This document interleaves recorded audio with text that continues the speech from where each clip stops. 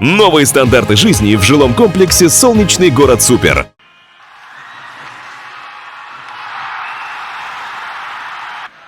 Вот она, кульминация всего матча. Акбарс проигрывает по буллитам. Вратарь гостей Юха Мецела спасает ворота и начинает праздновать. Но, как оказалось, рано. Шайба опускается аккуратно за линию ворот. Молодчики, ребят, всех с победой. Проявили характер в конце тоже. Выстояли и исполнили свои буллиты на исполнение. Гилял подпустил. Всех с победой, идем дальше. Галиев забросил в основное время. Правда, победителя команды выявить не смогли даже после овертайма. Для зеленого дерби это обычное явление. Я сыграл тоже хорошо, хотел себе оставить, но не забил. Дам тому, кто сегодня больше всех забил, 100 голей.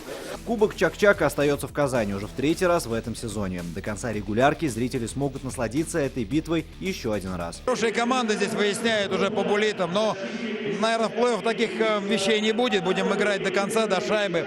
Но еще раз говорю, здесь нам сегодня повезло чуть больше. До плей-офф совсем немного времени. Все будет решаться в феврале. Есть вероятность встречи Казани и Уфы уже на первом этапе матчей на вылет. Лучше афиши не придумаешь. Алмаз Гафиатов, ТНВ, Казань.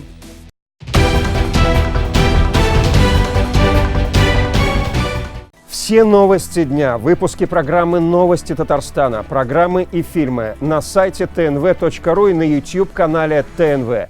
Подписывайтесь.